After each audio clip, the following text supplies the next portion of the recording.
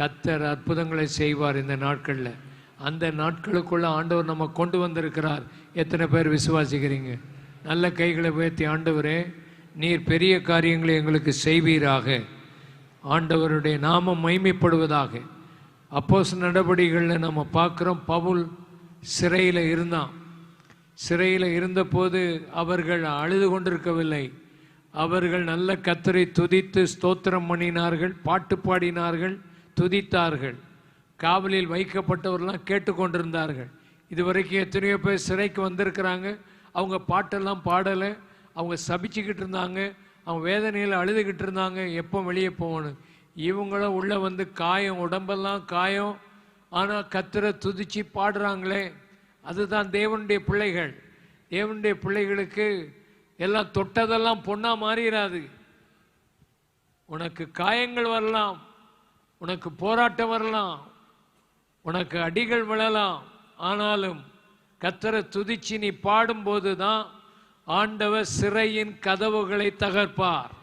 கட்டுகளெல்லாம் தானாய் கலண்டு விழும். இந்த அற்புதங்களை நீங்கள் இந்த நாட்களில் காண்பீர்கள். ஆண்டவரால் முடியாத காரியம் ஒன்றில்லை. அப்படிப்பட்ட நாட்கள் வருகிறது. சடுதியில் சிறையின் அஸ்திபாரங்கள் அசைந்து பூமி அதிர்ந்தது, கதவெல்லாம் திறமுண்டது.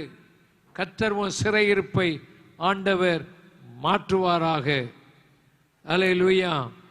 உனக்கு நான் என்ன செய்வதென்றால், தண்ணீர் இல்லாத குழியிலே அடைபட்டிருக்கிற உன்னுடையவர்களை உடன்படிக்கையின் இரத்தத்தினால் விடுதலை பண்ணுவேன் என்று சகரியா 9:12-11 சொல்லியிருக்கிறது. நம்பிக்கையுடைய சிறைகளே அரணுக்கு திரும்புங்கள், உங்களுக்கு நான் இரட்டிப்பான நன்மைகளை தருவேன்.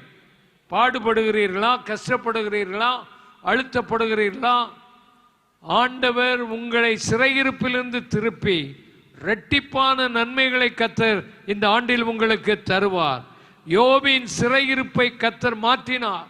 அவன் சிநேகிதருக்காக ஜெபம் பண்ண போது அதை மாற்றி இரட்டத்தனையாக அவனை ஆசீர்வதித்த தேவன் இன்றைக்கு உங்களை ஆசீர்வதிப்பார். தேவனுடைய சுபாவமே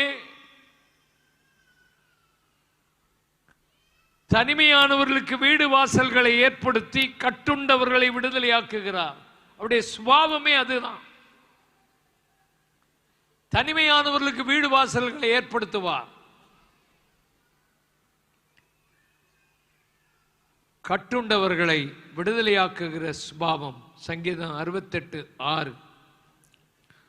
தேவன் தனிமையானவர்களுக்கு வீடு வாசல் ஏற்படுத்தி